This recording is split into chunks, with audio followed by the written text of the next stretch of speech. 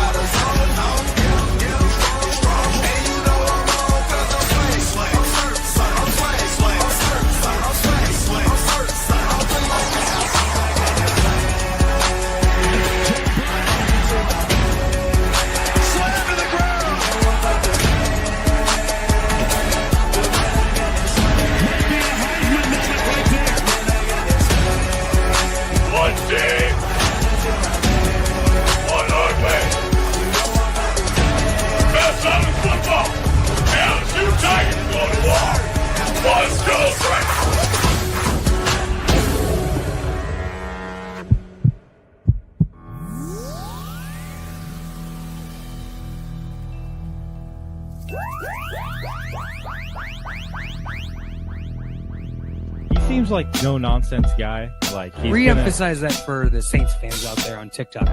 Caveman, what did you just say? The rebuild starts right now. Marshawn Lattimore's gone, so the defense, like we're not getting any better. Looking to get into Smith. What a pass! That's game! Wardell Smith with the game winner!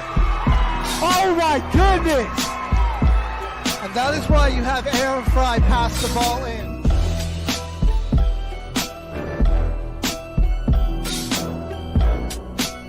A career year, and like you have you have the best quarterback in the league, arguably the best wide receiver in the league, and you've got the best edge rusher in terms of total sacks this season. And you're 4-7, and your playoff chances are hanging on by it.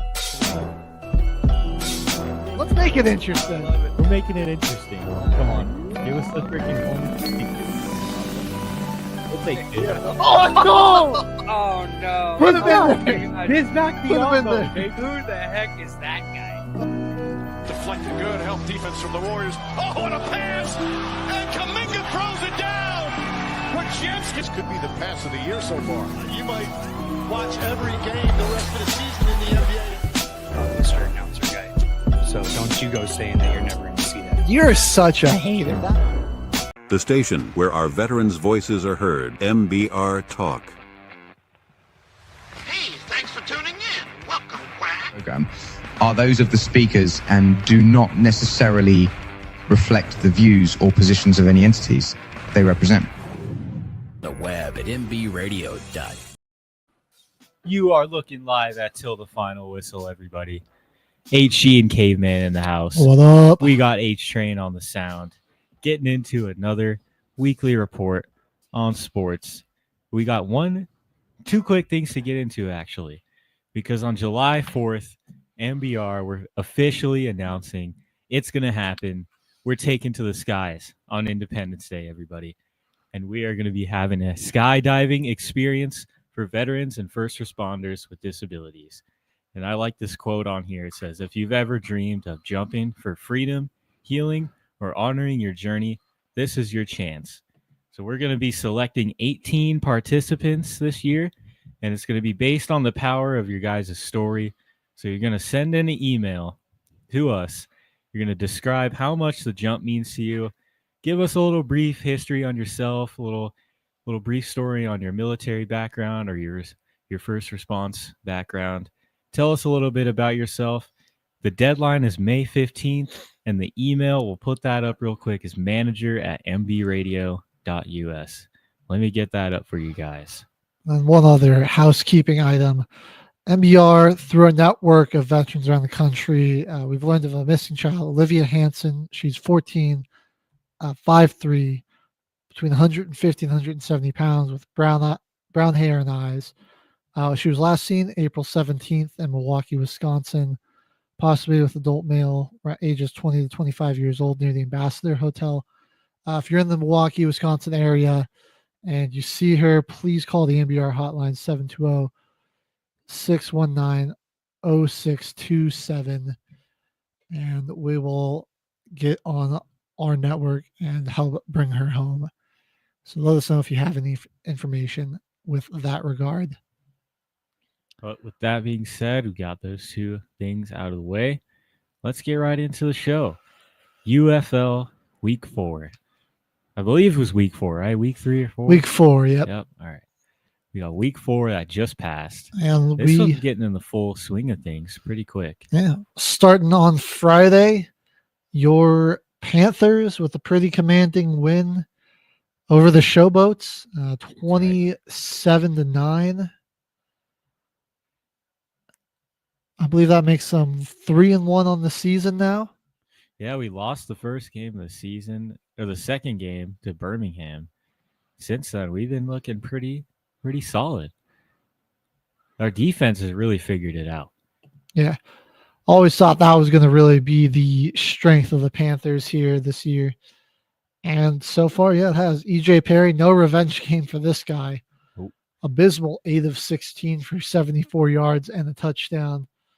Yeah, the Showboats offense, they just couldn't get anything going really at any point. They struggled to run the football. Only 2 sacks, really, for the Panthers. But the pressure that they had was just insane. I mean, it just, they never really they didn't bring Perry down a whole lot. They just never really let anything develop. And he looked uneasy and uncomfortable. And they were winning the point of attack. The trenches, they controlled those. They just dominated them up front. On both sides of the ball, too, because Perkins, he looked pretty comfortable back there passing, throwing for 200 yards and 2 touchdowns. And then as a team, the Panthers racking up 169 yards and 2 touchdowns on the ground as well. It's easy work. Yeah, they just butter, man. Like butter.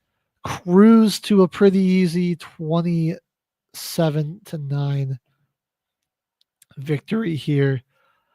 And a lot of those points coming in the fourth quarter. This game looked like, despite the struggles, Memphis's defense kept them kind of in it. They were only down 14-9 going into halftime, but they get shut out in the second half. Scoreless third quarter from both teams, and then the Panthers fourth quarter rolled around and they really just they took control.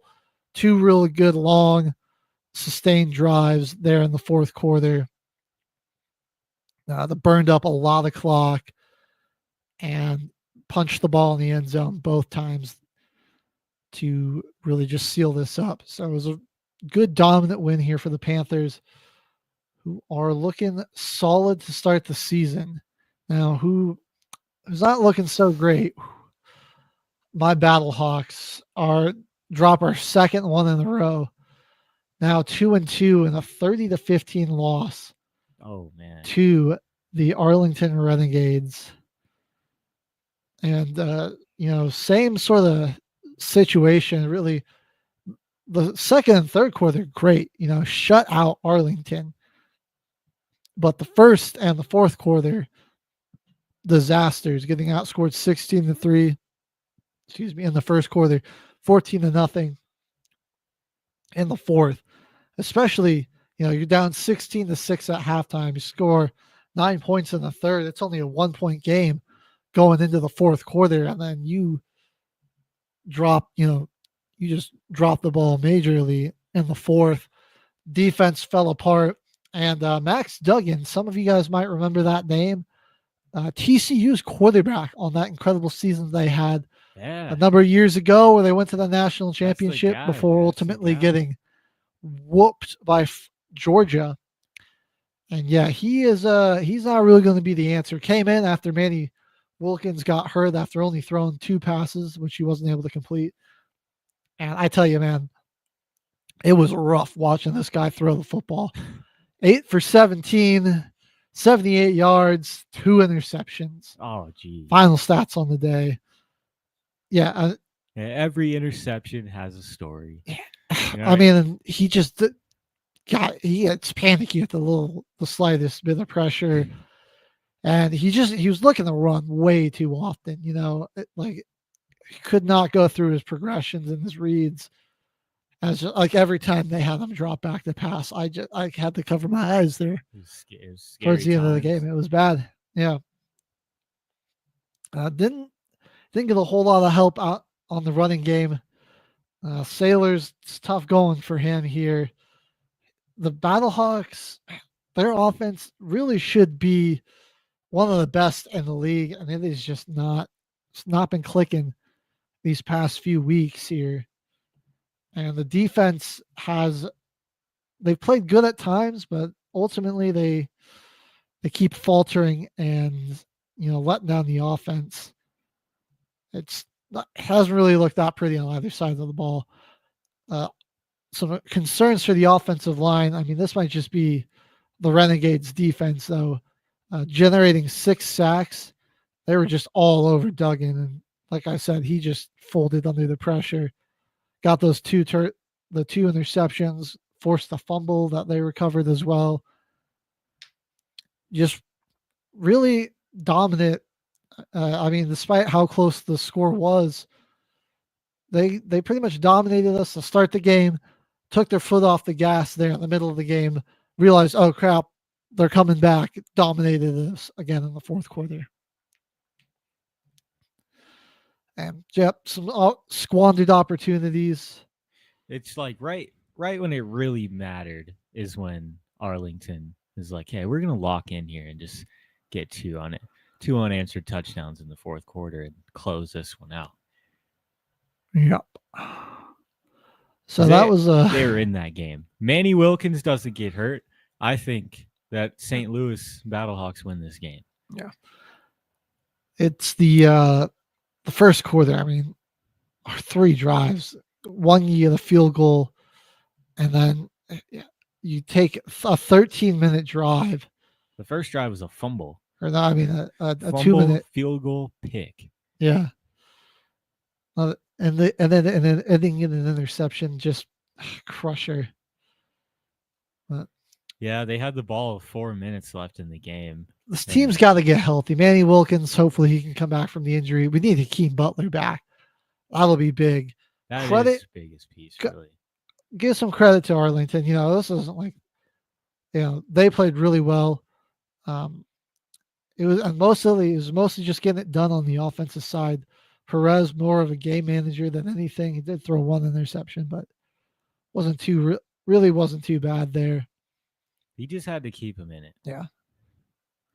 They had everything going in their favor from what it seems like. The story that tells in this game is that Arlington they got the luck of the draw with some of the injuries right now in St. Louis roster. Yes. Arlington's going to be pretty good, man. Don't sleep on them. That offense could really wake up and become a threat, but their defense has been pretty impressive these first few weeks here.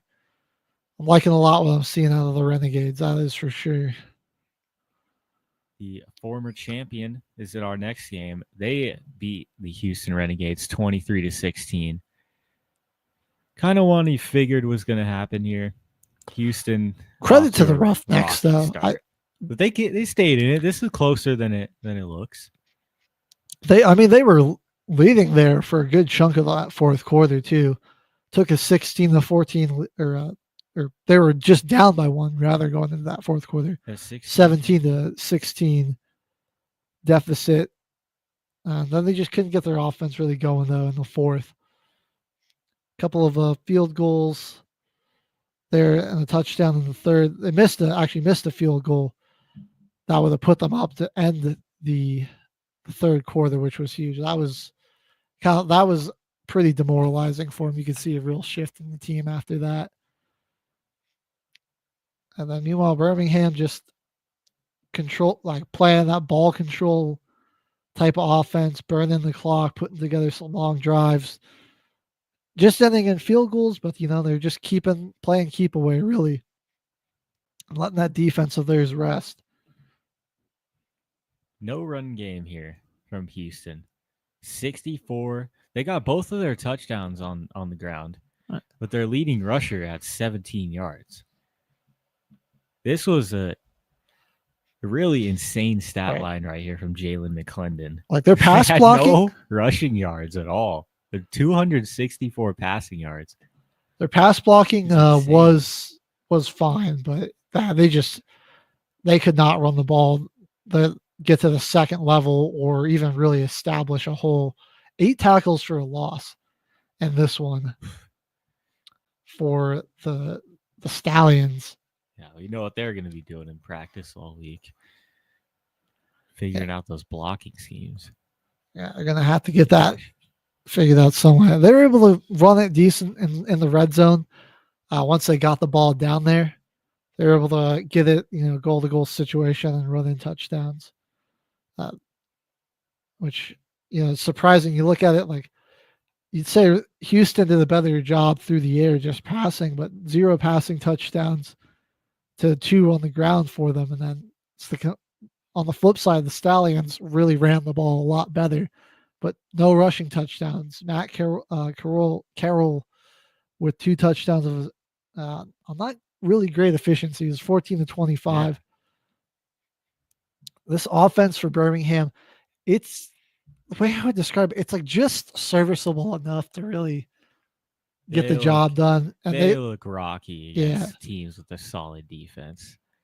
They look pretty rocky sometimes. But at least that defense of theirs is really stepping up. Yeah, they are getting saved. So, guys like Tay Crowther, Chappelle Russell have been great all season. Kehava Tienzo, this is probably his best game of the season. 9 tackles, tackle for a loss as well. All right. It was a lot of what they were doing to stop this run too. It was like blitzes from the secondary were really good in this game for him. Coming down and just make it mucking up the run blocking at the line of scrimmage here. And everybody really just getting active on the tackles too. They got 6 guys, 5 or more tackles. All right, flying to the ball. Everybody's on there. Rashad Wildgoose. I thought that we'd see more of the defense take a step back for Birmingham because that was where they lost a lot of talent. Yeah, guys going up to the NFL and everything, but they seem like they're just as good as they were last year, if not better. This is a pretty solid start for their defense. I think they're really missing the mobility of Adrian Martinez. He just opened up a lot with his ability to run the football and then open up the running game some more. Corral's, a decent runner, but he just doesn't have the speed or athleticism of Martinez. I mean, Martinez was, he could give you like $180 to 200 passing and another 80 to 90 on the ground. Like, he was just I think we were really not crediting him enough with how much of the Birmingham offense he was, how much of an engine for him he was. Like I said, they're still pretty serviceable here. If that defense isn't flying around to the ball, though, if the offense has to step up and score a bit more, be interesting to see. Although maybe they'll rise to the occasion. They haven't really ever been in like a situation where the offense needs to go at a faster pace. They're kind of able to just take it slow and play it slow, and kind of just take what's given to them. Yeah, just don't mess up any of the opportunities that they do get. They're always looking for it, so whenever that does happen, they're ready for it. Absolutely. All right. Our final matchup of the weekend: the San Antonio Brahmas go on and defeat the Defenders to hand them their first loss of the season and pick up their first win of the season, 24 to 18. All right, Brahmas. There we go. got off to a hot start in the first quarter, got 12 points there, scored 6 in the second and third, and then scoreless fourth quarter where the defenses kind of took over there. Looked like the defenders, they had some good momentum going into halftime, and sorry, excuse me, were looking good off of the opening kickoff there in the third quarter, right? You get a touchdown just at the start of the second quarter, 2 field goals, one right before half. You take the opening half kickoff in the third quarter and you march it down the field in 10 plays, score a touchdown. It was like, okay, I mean, it looks like they're really getting something going. And then just like that, all of a sudden they started struggling again. And they really just, next time they got the football, they just couldn't move that ball until that final drive where they ended up turning it over on downs with 21 seconds left. So this is one that kind of surprised me, right? What adjustments that the Brahmas made after that opening drive touchdown that really took the wind out of the defenders' sails. It's hard to pinpoint exactly. I think maybe it was a little combination of them just adjusting their coverages, playing back a bit more, and then just coming down to make the tackle and taking away that D play. And the defenders, I think, were also just a bit too conservative at points, and could have stood to be a bit more aggressive.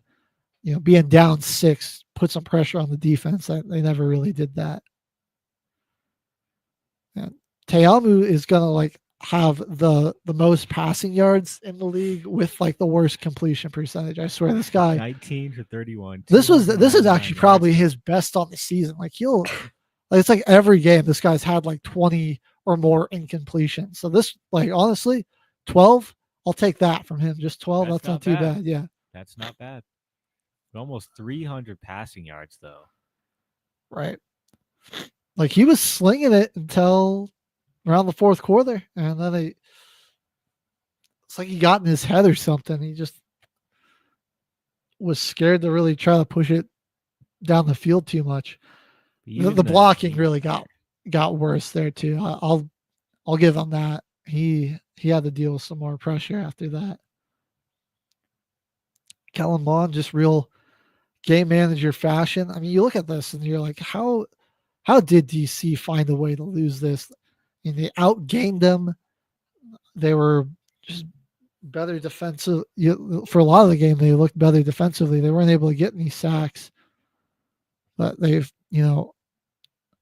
neither team turned the ball over. So it's just more yards, a bunch of tackles for loss for the defenders.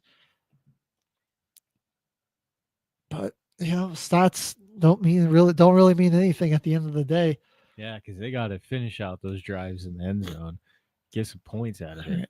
You can go down. I think a lot of it it was really inflated from those few good drives that they had, and then that last drive of the game, 5 good drives really propped up their numbers. Where the Brahmas, every drive wasn't nothing to write home about, but it was solid. It was there wasn't really a bad drive for the Brahmas, or a very costly one at the very least. Every drive, for the most part, was a productive one. At the end of the day, that's all you got. That's all you can ask for. Shout out Destroying also. You got the YouTuber kicker, man. Shout out San Antonio Brahmas. I think. Oh, and you know what? Also, we got Brad Wing. Oh yeah. Let's give their punter some credit, because dude, his punting in this game, because they did have a couple of 3-and-outs, and even though those drives are positive because he just pinned them back, they were super long punts, and he was really able to flip field position there, which was huge. I mean, that only They did return all 4 of his punts, but the hang time he put on there just wasn't a lot of room enough to for go. the And he was coverage putting to them get back there. inside the 20, and they'd bring it up a little bit. Yeah, but That's not the it greatest wasn't field enough. position Yeah, off the punt. You know, you get better position there off of a touchback on those kickoffs. yeah. Especially they're using the regular kickoff rules, right? They're not, or are they still doing the same as the NFL, where they're all doing? Yeah, they're still the same as the NFL. Okay.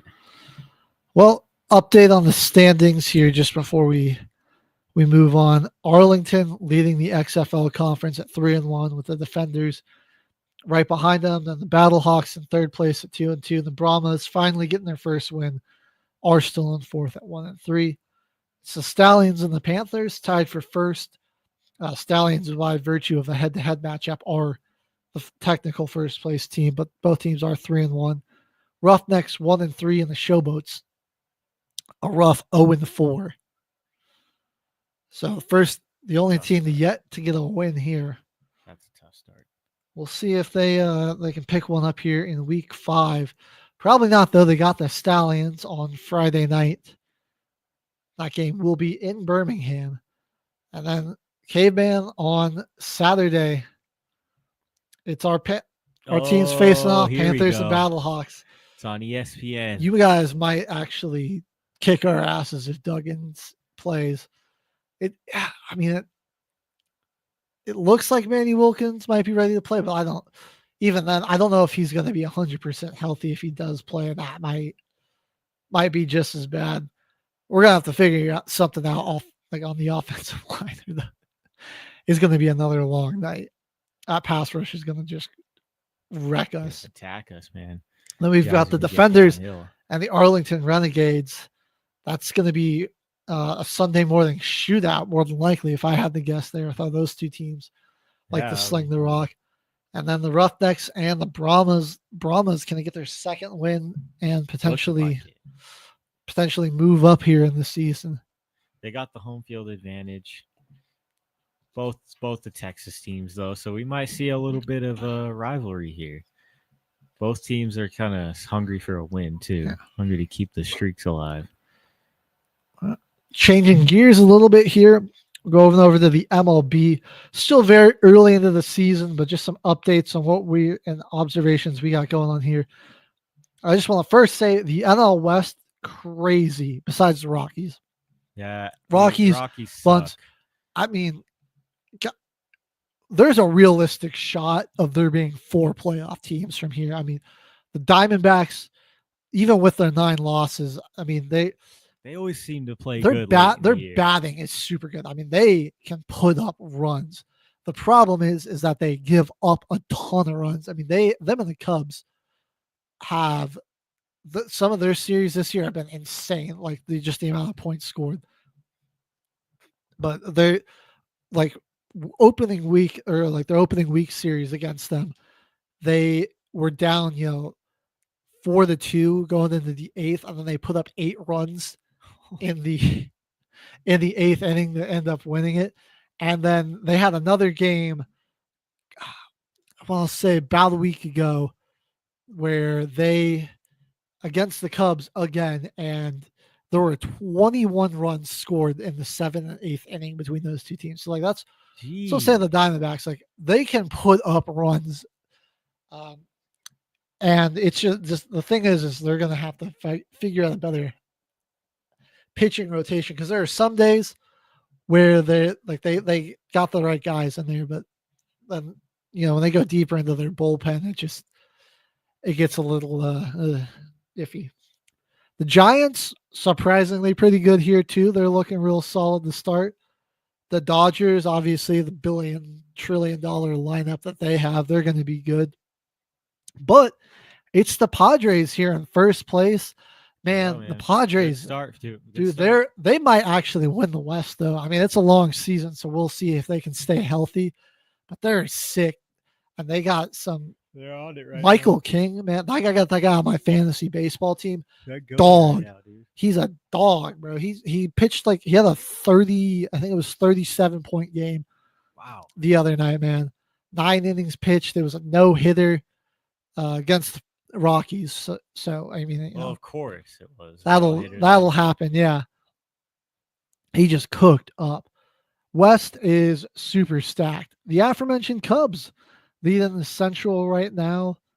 They aren't playing bad. Do you see how badly they keep They're the solid. Dodgers? The Brewers they're not really getting off to the start I was hoping to see from them after being a playoff team last year. The Reds, the Cardinals, Pirates, all just kind of average to below average. Like we'll Cubs, see if they have a turnaround or anything, Yeah, but like it doesn't really seem like that's right. And we see some teams like switch an extra gear, they'll get going. But yeah, early on, if things keep going the way it's going, the Cubs might run away with the Central. You go up to the East, Phillies, man, kind of a similar situation to the Diamondbacks. I mean, they got some sluggers there. They just got to pick it up. The defense, yeah, has the just differential. Right it's not even like now. the pitching's been terrible, but it's just their infield and outfield defense not great this year. Making plays, they just got to start making plays, and they'll be. You got to think like that's like kind of an older team, man. Their championship window is getting close, it's like closer and closer to being up. That's a good point right there. Yeah. Now we're on the AL. Yeah. Should we start East, West, Central? Let's jump into the East here. Red Sox, Yankees, classic rivalry there. What's going on for first place here? I just realized that 9 wins for the Orioles. Another team, playoff team last year. What the heck? They've been real rocky, yeah. The Blue Jays, they re-signed Vlad Guerrero, got that deal worked out with him. I think they could be a sneaky team this year, man. I think they'll be in that wild card race, man. Like they look got it worked out. I mean, Guerrero is a stud, obviously. They got some real good real good infield defense. Pitching ain't bad. I think the Blue Jays, I'll keep an eye on them. They'll certainly be in the mix. I don't know if they're quite there yet where they can make it. And then if they come in, I don't, whoever the 1 seed that they'll have to play will probably clobber them. But at least they'd make it, man. They'd make it. They're looking like they're just allowing a lot of points right now. They're on a 4-game losing streak. Each of them they've allowed 5 or more runs. The Astros in this series have beat them 7-0 and 5-1. So they've got a game tonight, actually, last game of the series. So, and it's in Houston, so it's kind of not the most favorable matchup. That's a pretty far travel for the Blue Jays. Looking around in the Central, Royals, slow start there. I think they'll get it going, though. They're kind of getting healthier. And, they got Bobby Witt Jr., obviously one of the best players in the league. Stud there. I think they'll get going. Guardians are looking good. Cruising to a potential playoff spot again. I think they'll definitely make that. The Tigers, your boy Scooble also got him, man. That guy squad last year. That guy's a demon. He's on another one of my fantasy pitchers, and just an absolute stud. So Scooble's been really good. Yeah. They just got to stay healthy. They got some guys there. I forget which one's the pitching award. Is that Cy Young? Yeah, Cy Young. Yeah, I think he's a Cy Young candidate for sure, man. He got it sick. last year. Do back to back. He could do it back to back, man. Come on now. White Sox are pretty, but yeah, sorry, Jimmy. Yeah. And AL West looking like it could be fairly competitive. Even the A's, who are the only team with a losing record, 10-13, certainly look. That's not bad though. Yeah, certainly looking all right compared to some of the other bottom feeder teams that we got around the league. The Angels still got Mike Trout there. Astros, they're obviously solid. Mariners 12-11 right now. It's real early in the season, and a lot of things can change. That's that 162 games, but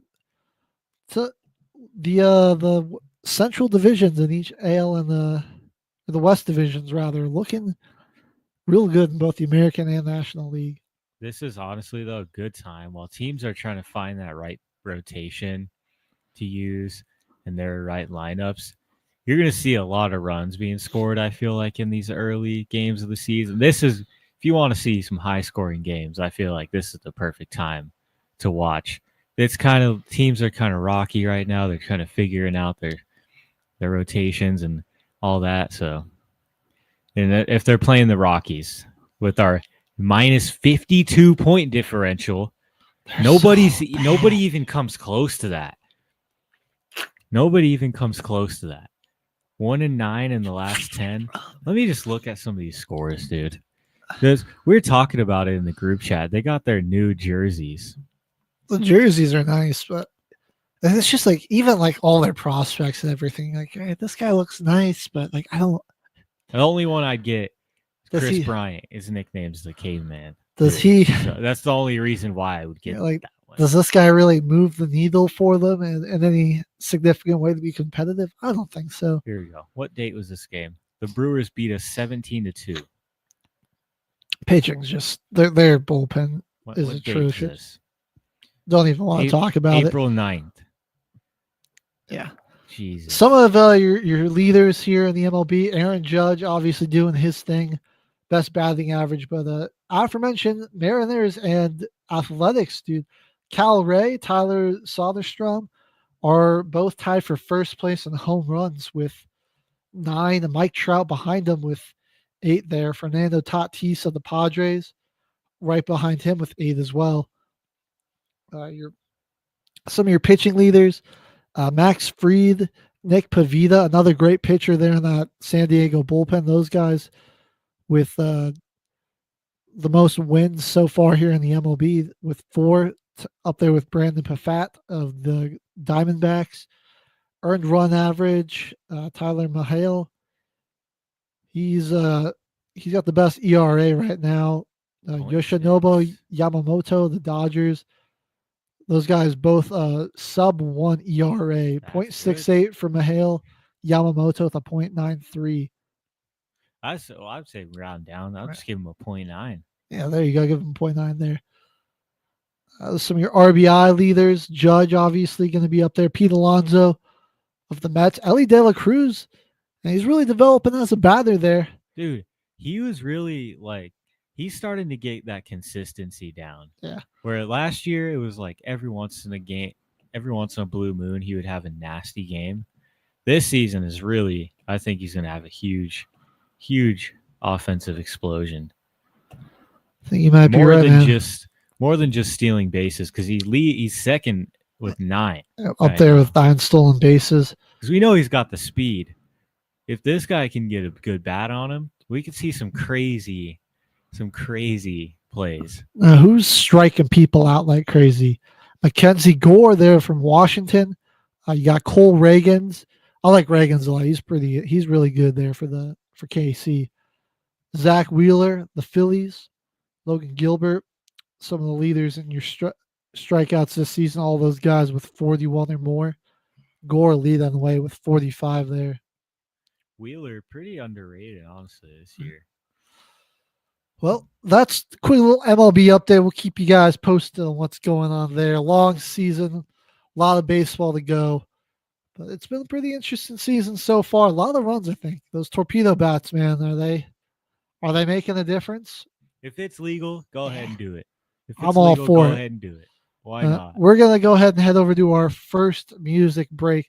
When we come back, buckle up, folks. We got the MLB playoffs, the NBA playoffs, rather, going on, and the chase for the Stanley Cup. It's been a rowdy, wild first round. So we're going to jump in, dissect all of the action there. So stay tuned. You're listening till the final whistle on Military Broadcast Radio.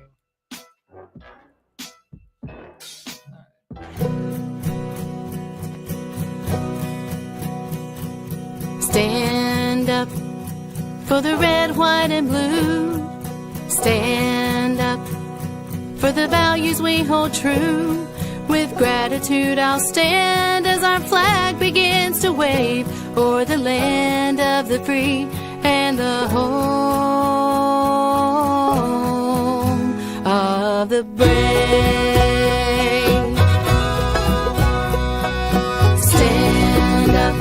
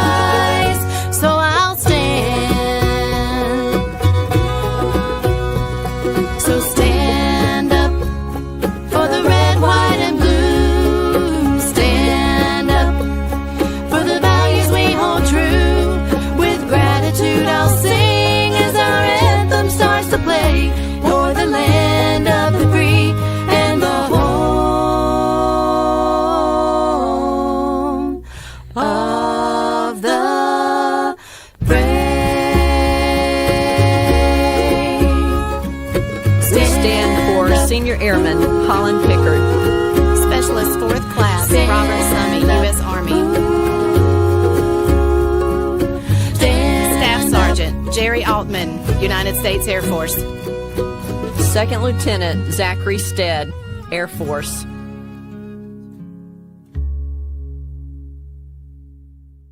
The station where our veterans' voices are heard. MBR Talk. Hey, thanks for tuning in. Welcome, Quack. Program are those of the speakers and do not necessarily reflect the views or positions of any entities they represent. The web at mbradio.com. You are looking live at Till the Final Whistle. HG and Caveman are back in the house. H-Train on the sound this morning. We're all hanging out, having a good time. And I got to hold this off. We got to stop from playoffs because Saturday and Sunday was WrestleMania 41 weekend. I completely forgot. I got off work on Saturday and started watching NBA playoff games that were still on and completely forgot that it was WrestleMania weekend. We had 2 full days of pretty good matches, like a whole 10 hours worth of live WWE matches. Little commercial breaks in between, but it was still good. We had some awesome moments in between the matches, like Stone Cold Steve Austin drunk driving an ATV and smashing it into the guardrail, injuring somebody in the front row. It looked like Dude, I would have dropped to the ground. Played dead. My neck and my back. I would have had to be resuscitated after getting hit by him in front of millions of people. WWE level sell is what I would do. I would have a WWE level flop after getting hit like that. Saw George Kittle was there, pounded the beer. Yeah, that was pretty cool. Getting the crowd hyped up. They had, who else was there? That one Pat comedian. McAfee. He got his awesome ass whooped from something, dude. I just saw him like after a match or something, like red face, like that was on Monday. Dry heaving. Monday after WrestleMania, he got attacked. I still need to watch that, but he's been on the commentary. Dude is sick on the commentary for WWE. He adds a lot to it. He adds a lot to the show. But I need to see what happened to him. He got attacked on Monday.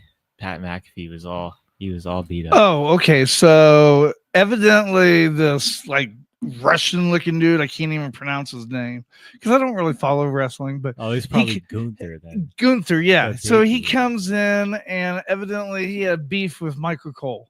And, he wanted to fight Michael Cole. Michael Cole's like, whatever, turned his back on. You never turn your back on any wrestler. So when he turned his back, he got him in a sleeper hold. Well, then Pat came over and he started hitting. And after he started hitting, Pat's like, oh, shit. I don't know if I'm ready for this effect or not, And then he started walking back because he thought people, broke the fight up. And then he started putting McAfee in a sleeper hold, and like he wouldn't get up. So then yesterday he talked to The Rock on the McAfee show. Yeah, and he was like, "Hey, Rock, what the hell? Why did you let your goons get all on me and not help me out?" And he was like, "Well, first of all, he was like, as soon as you step on that mat, on that announcer table." There's no rules. All bets are off. All bets are off. It's entertainment. It's WWE, So he's like, okay, granted. So yeah, that's what happened. And that is warranted. Honestly, Gunther has a reason to be pissed. Lost his World Heavyweight Championship to Jey Uso on Saturday. That was a pretty solid match.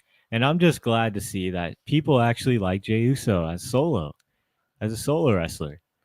He's always been the tag team guy. Been with his brother forever in a tag team. Was with the tribal chief forever. Always been a tag team guy. Always been a side character. Now he's finally getting like a full championship run. Feels good to see. Gunther also just has had the World Heavyweight Championship way too much and for way too long. So I mean, we just want to see somebody else with it. Then we had World Tag Team title match, New Day defending. This was an all right match. Good mix of the power from the War Raiders. I'm glad they're done with that Viking thing, dude. One of them got injured, and they hit the creative books. The War Raiders is a step better, but they're getting there. They're getting there. They're gonna find their true personality because they're pretty good in ring. Those two guys, Eric and Ivar, they're 332 pounds combined, and they move around the ring like no other. There's some big dudes. There's a good mix of power and the technicality from Xavier Woods and the high flying ability from Cody. That was a pretty solid match there too. Jade Cargill and Naomi. Naomi carried this one, dude. She has been back and better than ever since her return last year. I'm hyped to see her coming back with a good match this year's WrestleMania. The only real thing I've been seeing about this match was, that there was a bunch of malfunctions and that a bunch of things went wrong. But really, from watching it back, like it didn't really seem like there was too many hiccups, or like nothing that they really were able to, pick up. But that one, Jade Cargill comes out with the win there. And the next matchup on our list here, LA Knight, unable to defend his United States Championship, loses it to Jacob Fatu. The Samoan Werewolf took him out. This is pretty cool to see. We're getting a good mix. Like, this is a pretty good heel United States champion. He's going to go on a pretty good run with this belt. Gives some good storyline to the other championships. Makes him feel more important. Now, this next match, I'm just going to go over quick because Chad Gable needs to stop with this. He started wearing a luchador mask and saying his name is El Grande Americano. And it's like a whole meme to say that like it's not Chad Gable. It's just this whole thing. It was a stupid, silly match. Then we had WWE Women's Championship match. Tiffany Stratton defended against Charlotte Flair. This is a pretty good beef. Good rising star to Tiffany Stratton taking down the veteran Charlotte Flair. And, pretty touted veteran. That's Ric Flair's daughter right there. So that's a pretty big win. Pretty big addition in WrestleMania, your WrestleMania, record. And our main event there in this Saturday was a triple threat match. Seth Rollins came out with the win over CM Punk and Roman Reigns. This storyline took a crazy turn. Paul Heyman is just the most backstabbing dude ever. He nutshotted everybody in the ring, turned on the two guys that he's ever worked with, and starts to help Seth Rollins now. And literally nutshotted two guys in the same exact spot of the ring, back to back, to let somebody else win. Dude fooled everybody else. Fooled everybody twice. Now, I mean, what's really going to spin here as the weeks go by is Seth Rollins even going to trust Paul Heyman after all this? Like, yeah, he helped him win the match, but I mean, what's going to go down? It's been pretty crazy. And now we can move on to Sunday. This one, not as many matches here. Cody Rhodes. We'll just skip to the main event here because I honestly don't even want to talk about the Logan Paul match. And the match before it was a tag team match for no titles. And the very next day, the tag team partners turned on each other that won the titles. So that storyline is just going to be completely broken up. So we're just skipping to the main event here so we can get to this playoffs. The ending of this match would have been better if Travis Scott didn't pull up. So let me break this down for you, HG. Let me just explain the story. Paint the picture for me, K-Man. We're like 30 minutes into the match, right? Both guys are tired. We've had a lot of false finishes already.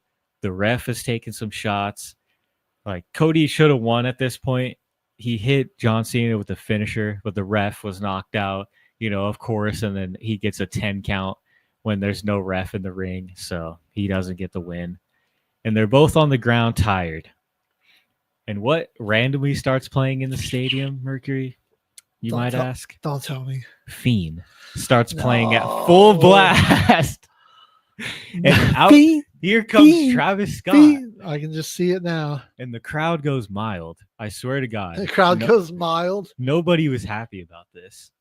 Here he comes strutting down the apron, comes into the ring, and Travis Scott is the guy that breaks up the fight to help John Cena win. Like, I'm all for it. This is an amazing John Cena heel turn. We've never seen it before. For the first time in his entire career, and he's about to retire. They gave us all what we wanted. If it was anyone other than Travis Scott, a walking human heel, Travis Scott. Like, man, it's fine because now it paints the picture perfectly. It's going to be John Cena versus Randy Orton, and the roles will be finally swapped after all these years, where John Cena is the heel and Randy Orton is the face of it all, and it'll be the retirement, run for John Cena. I think Randy will take the belt after that, and then we'll move on from there. I think that would be a cool way to end the storyline there. But that was WrestleMania.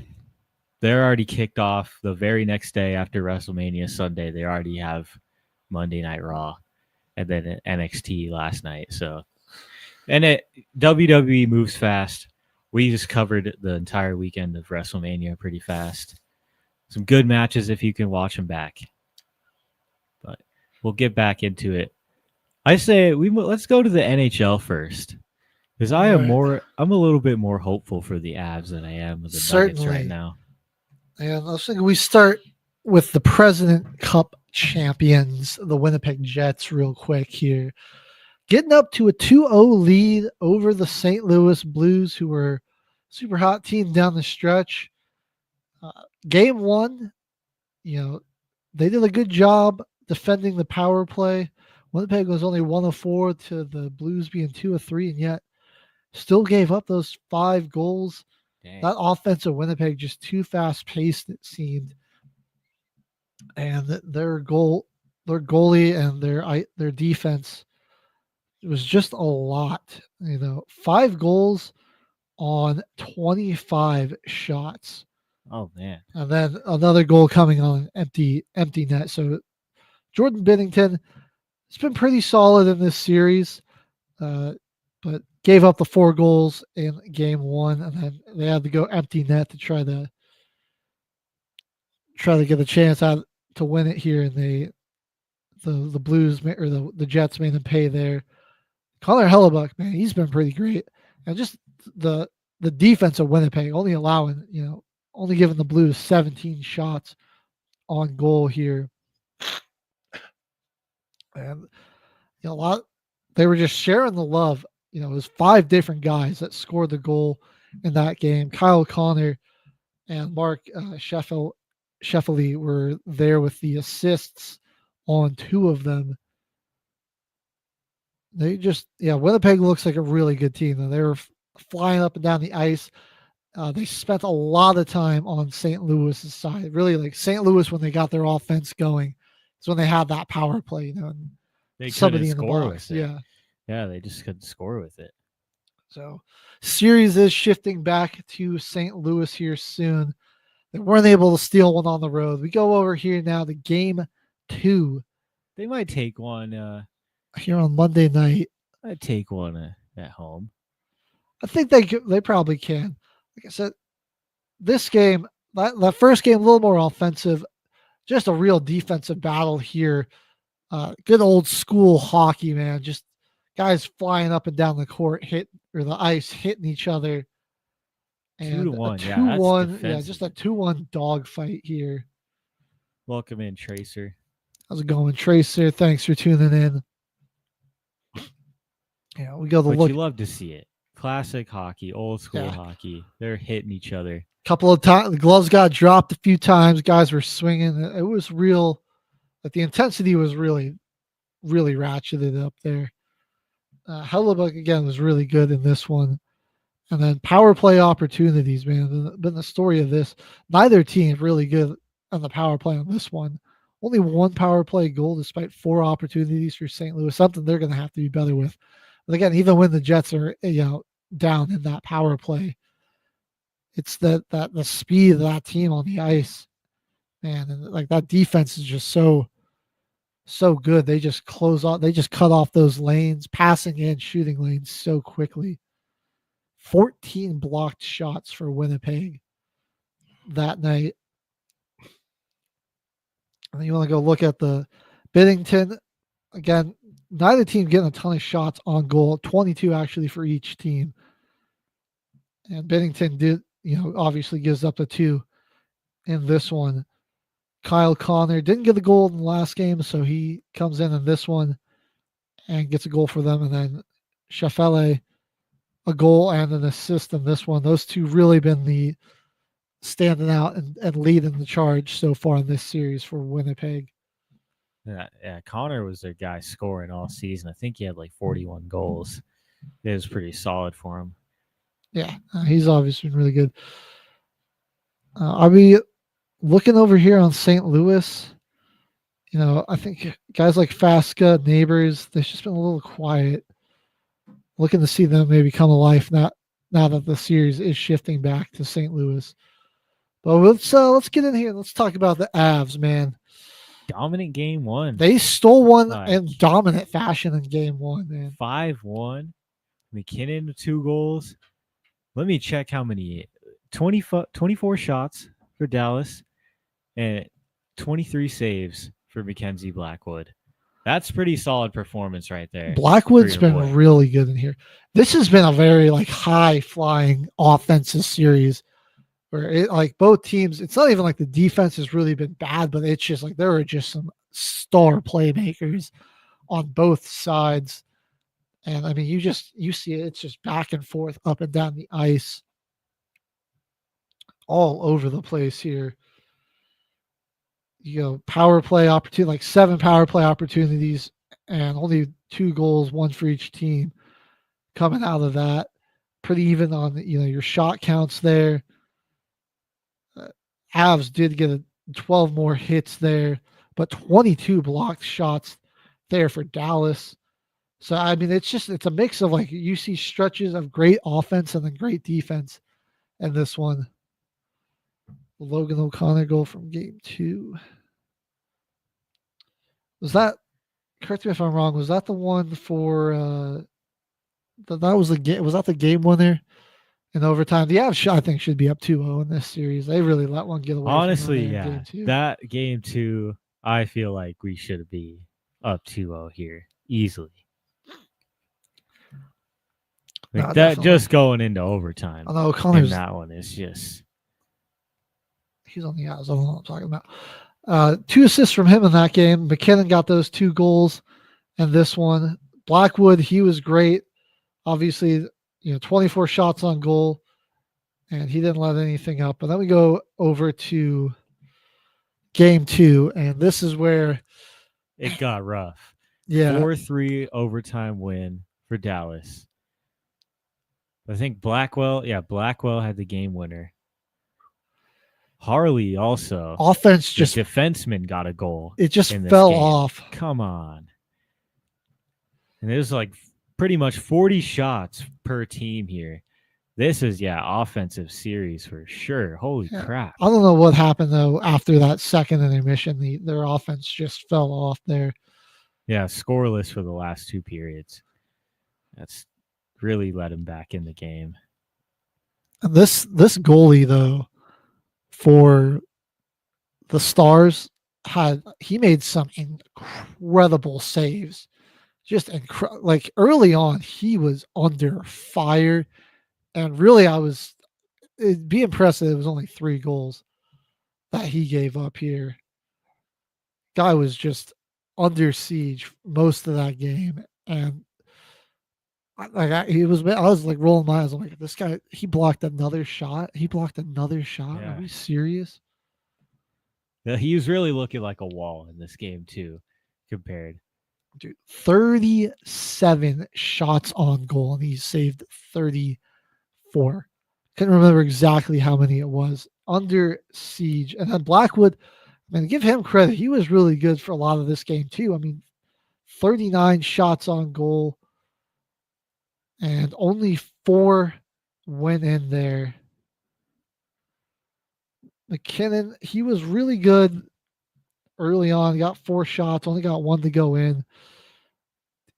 I think Cale Makar hasn't really made a huge impact, I think, so far. He's been solid Not defense. quite. I just don't think he's been like he hasn't been helping create a lot for the front court, offense, the you're right. forwards. He's been there defensively. Offensively, I think with the amount of offense that's happening, I think he's sure to find a groove here, and that they'll find a good spot for him. All in all, though, I think the kind of their offense kind of fell off there in the third intermission and overtime. And even then, they still got some real high quality shots on goal. But that goalie, Ottinger, man, just unreal. I think you got to feel really confident though if you're Colorado. You got the series shifting back to LA or back to Colorado rather. Oh, that goal is crazy, actually. He's going backwards like this and just goes right between his legs. Okay, it was that one. He's sliding in and he falls right as he gets it. Let me add that into the studio. Okay, man, we'll get that fired up. Yeah, there's been some pretty incredible games so far. Shifting over to Vegas and Minnesota. The Golden Knights took care of business in game 2 with a 4-2 win. Looked like, like what you'd expect. I thought Vegas much better team than the Golden Knights. Be like, all right, they should handle them pretty well here. And they did in game 1 at least. 54 hits for Minnesota, though, which was where you're like, that might pose some problems. To just 29 for Vegas. Despite that, though, they still looked a lot better offensively. Matt Boldy was really the most of the offense here for Minnesota. Joel Eriksson was just hucking shots at the net. Nothing was working there. But Aiden Hill only had to defend 20 shots, still let 2 go in, and you're like, but you get a 4-2 victory, you think, all right, we can feel pretty good about the Golden Knights, right? Well, game got away from them last night, 5-2, kind of a trouncing really in their own building, and it was they had a first period that just really. There was like a stretch of 5-6 minutes where it just snowballed out of control. You saw 3 goals in there. The Wild were just taking the puck up and down the ice and just assaulting that goalie. Yeah, Hill looked a little shell shocked with all that coming at him. Boldy added another goal, and then Crilly. I always mess. Crilly, we'll just go with that.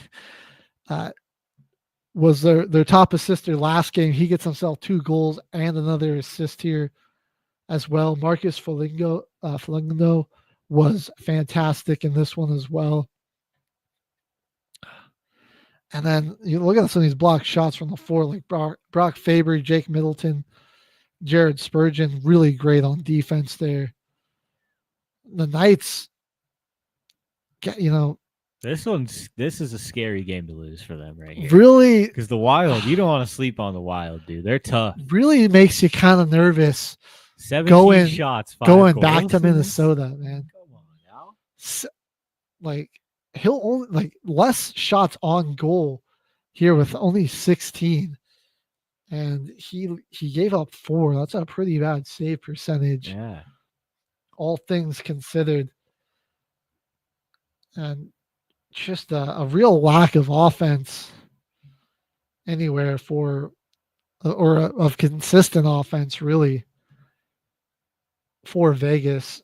They got really rattled after that run in the first quarter, and they were never really able to get their confidence back. We'll see if they can rally. And I think it'll be pretty important for them to steal one on the road in Minnesota. Otherwise, I think they might be in some trouble. And we could be looking at one of our first major upsets here. Big upset if they lose this one. of the playoffs. But going over to the Kings and Edmonton, only one game so far in this series. And the Oilers, I honestly thought that they had a chance. I thought they were going to take this one, game one, but the Kings really held on and were able to survive a huge third period. Edmonton's going into that down 4-1. They scored 4 goals in the third. They were just cooking, but the Kings were able to hold on, add actually 2 goals of their own, and they got out of here with a very down to the wire win. Another series where, again, like I don't think that we're seeing bad defense getting played, but these teams just got some crazy speed and scoring potential on offense. Now you're all probably wondering, how'd Connor McDavid do? 1 goal, 3 assists as well. Even throwing a blocked shot for him there as well. Some of the other guys, Janmark adding a goal, Corey Perry, Leon Draisaitl, Zach Hyman, all getting goals for Edmonton.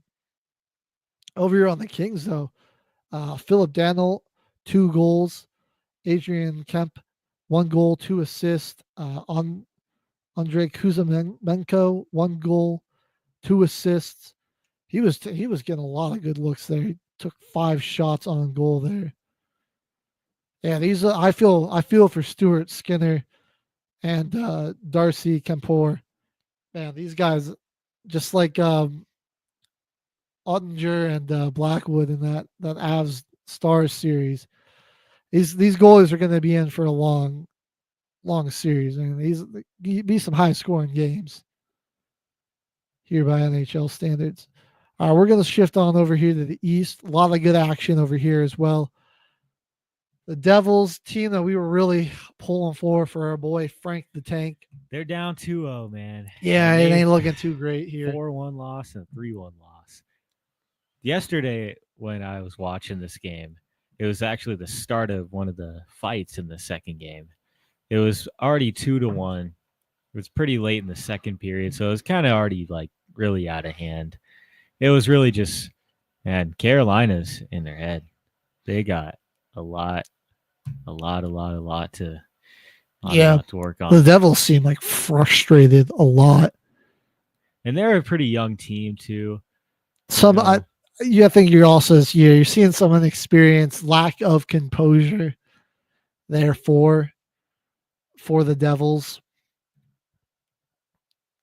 Your series is shifting back to New Jersey. Maybe they got a chance to tighten it up, but it's really looking like I think we initially said Devils in 6. I'm kind of leaning towards Hurricanes in 5. I think Jersey. I think they'll get one at home. They're playing with a lot of passion. Now I'll give them that. A lot of passion out there, but it's not really leading to a whole lot of success. So passion will only take you so far. Yeah, it'll only help you out so much. Yeah. Just thing that killed Jersey in the first game, not capitalizing on the power play at all. And I think that really frustrated them, where they thought they had some good opportunities on the power play that they just squandered away. And I mean, they put a lot of shots on Frederick Anderson, man, but he held up. 24 shots on, only 1 goal allowed. Chatfield, Brett Burns, Orlov, Walker, some of those guys making some great plays. Slavin, some great plays on defense for Carolina. Logan Stakhovin, 2 goals in this game to lead his Hurricanes in scoring. Got a little help out from Shrevelinkov as well. Man, these Eastern European names trip me up sometimes. They're so hard to read. Even like I'd be hearing them pronounced too, and then I gotta go back and read them, and I'd be starting to second guess myself. Yeah, Nico Hischler only one to score for the Devils in that first game. Over on the game 2, more of the same story where I feel like Jersey, they just were missing on some good opportunities. Maybe the nerves getting the best of them or something. Yeah. Like, this Hurricanes team, a little bit more veteran presence. Obviously, they were in the playoffs last year. Really good in this one. This game, defense was just all over everything. 6 power play opportunities in total between both teams, 0 goals on the power play. And then this one, it was Bratt. This time they got the lone goal for the Devils. And then Manuki, Seth Jarvis stepping up to get some goals here for the Canes. And a defenseman getting the goal here as well. Gotson here. He had 2 shots on goal, man. 2 blocked shots as well. That guy was all over the court. Anderson, another great game where had like 26 shots on goal, only giving up 1 there. Really looking like we're going to see Carolina in 5. I said game 4, the Devils probably get 1, then the series goes back to Carolina and they take care of business there. Maple Leafs Senators though. Let's go hop over there, see what's going on there. Maple Leafs looking real good. We're like one of those top teams in the East here. Up 2-0 right I'll say the Senators, man, play them close though in game 2. Game 1, won't really spend too much time on. 6-2. The Maple Leafs just kind of ran away with this one. It was 2-2-2 across all periods. So they were just consistent in every period, flying down the ice. And 6 goals, and for it to be a different person to score each goal, super impressive as well. Matthews and Marner with some dimes, 2 assists for both of those guys. Mitch Marner also getting a goal for himself. And Stolarz, man, he actually had to withstand a lot of shots on goal, though. 33. Really like Ottawa was getting a lot of good opportunities, good looks. They just weren't really able get them. Yeah, they couldn't able to convert.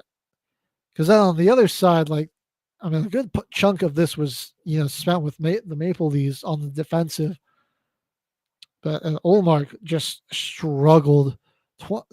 24 shots, 6 goals given up there. It's tough, man. But everyone has some bad games. But game 2, the Senators turn it around. Took them to overtime. It looked like the Maple Leafs might be running away with it again. They got up to an early 2-0 lead. And the Senators came storming back there late in the game, scoring 2 goals, tying it up, forcing it into overtime. They just couldn't hold off the offense of Maple Leafs for long enough. They clawed back into the game. That's good defense holding them scoreless 2 periods like that, going into the other 1 seeds crowd. So good game from them, honestly, here, but they just couldn't close it out. Wouldn't be shocked if maybe they'll get at least 1, maybe 2 at home. So the series, I think I still got the Leafs in 6, but the Senators going to give them some problems for sure. And then last night, the defending Cup champs, the Florida Panthers, weren't able to take down the Tampa Bay Lightning, or were able to take down the Tampa Bay Lightning 6-2 on Tampa's home ice, which this is the Battle of Florida. So, but Tkachuk with a really good game here. And the Panthers were hyper efficient on the power play, 3 for 3 there, 18 blocked shots. They took good care of the puck, not a ton of giveaways. Not a whole lot of penalty minutes in this one. Panthers were dominating on the faceoff as well. Just a clinic that they put on here, looking to potentially repeat. Obviously, they're those defending champs, and they got a lot of that same team here. Lightning Gotta feel like pretty disappointed with just how they showed up in this one. Not a lot of energy or fight out of them. As a 2 seed as well, I Yeah, feel like they would. I at like least they just commit and got get 'em. down by a lot and kind of looked like defeated early. So I don't know. That doesn't bode too well for the rest of the series. Sometimes you have an off day, off series. Maybe you can chalk it up to that, but doesn't fill me with a ton of confidence here. Sam Reinhart, he also had a pretty sick pass where he went like between the legs, and it ended up this wasn't a pass. He was trying to pass it and it just went off of the skate of a Tampa defender and right past their goalie's head. Sergei Bobrovsky, still one of the best goalies in the league, locking it down there for the Panthers. And this Andrei Valovsky, only 16 shots on goal, man. He gave up 6 goals. Like I said, it was just a real rough looking game here for Tampa. Coming in at the higher seed too. All right. Yeah, the Panthers, I think they might honestly sweep them if Tampa Bay doesn't come out swinging tomorrow night. And yeah, they've got to hope. Like I don't know, man. If this series is going back to Miami with the Panthers up 2-0, sweep. But Tampa just did not look like a very energized or motivated team. Not at all. For whatever reason. Then on, we ended off with our final NHL matchup of the Capitals round 1, and this is only one game in. Capitals with a thriller over the Canadiens. Alexander Ovechkin with the overtime goal. Avi just having a great season. It just continues, man. He's amazing. Yeah. Incredible. Broke the record. I'm pretty sure they're still adding these goals to it, right? Or is it I think that one's just the regular season. But he got a few more after that. 2 goals in this game for Ovechkin. Wow. The Washington goalie, 33 shots on goal, or 35 shots on goal, 33 saves from this guy. Wow. Matt Roy with 4 blocked shots of his own. That defense for the Capitals was really good there. I got to give the Canadiens some credit, though. Their goalie, he held up pretty well as well. About 32 shots on goal in him. He had 29 saves there. Yeah, he locked it down. Like a lot of offense just going up and down. And the Canadiens played the Capitals really tightly through this one. Whole time, really. Yeah, this definitely gonna be a tough series for Washington. Probably going to 6. I could see it going to 7. Montreal just showed a lot of fight and a lot of heart, a lot of spirit. And they just got a good ability to get up and down the ice, and not let Washington have a free skater towards their own goalie. Their defense gets back, and they're good in transition. This could be a tough battle for the 1-seeded Capitals here for sure. This is a tough one. But they keep letting Ovi score these overtime goals, though. They're not going to be in the series much longer here. Dude. They got to find any way to get it away from him. Get the puck as far away from him as possible. Oh my God, he's just Put so it in someone fantastic. else's hands. 2 goals and assists. Took 4 shots on the goal in total. Yeah, I mean, you want to try to keep it away from him, but it's gonna find his way to him, man. It's gonna find his way to him. Well, that's gonna wrap up our NHL round 1 coverage. Stay tuned. We're gonna head to another quick music break. When we come back, we got NBA playoffs round 1. A lot of craziness, a lot of fun so far. Yeah, we've got. Let's see, we got at least 3 series tied 1-1 right now. the potential for more. We've got a couple of 1-0 series that are going later tonight. Don't go anywhere, though, folks. You're listening to Till the Final Whistle here on Military Broadcast Radio. We'll be right back after this short break.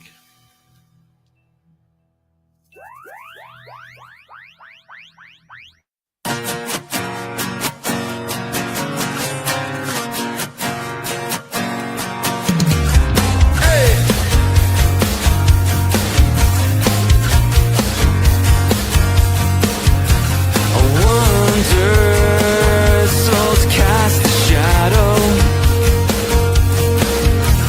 when they leave the host body. I wonder if you could feel the ocean if you use the depths of me. I was searching for a sign. I was lost, but now I'm fine. Throw me a line and reel me in.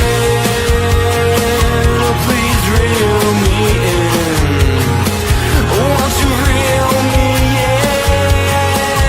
Just reel me in. And if you lived a good life,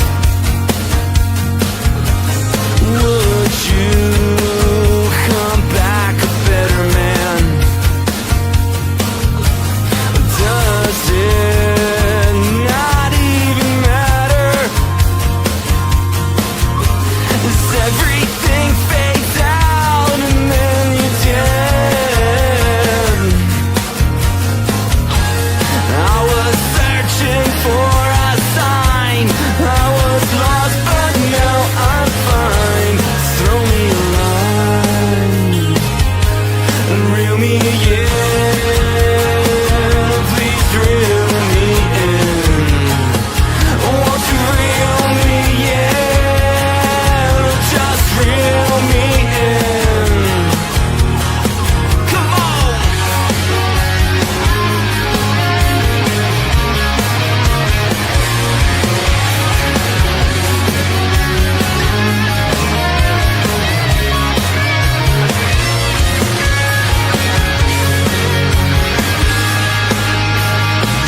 Won't you reel me in? Please reel me in. Won't you reel me in? Just reel me in.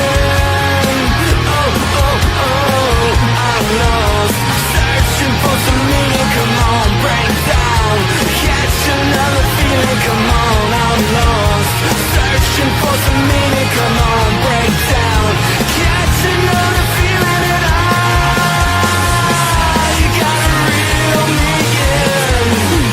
Oh, please reel me in. Just reel me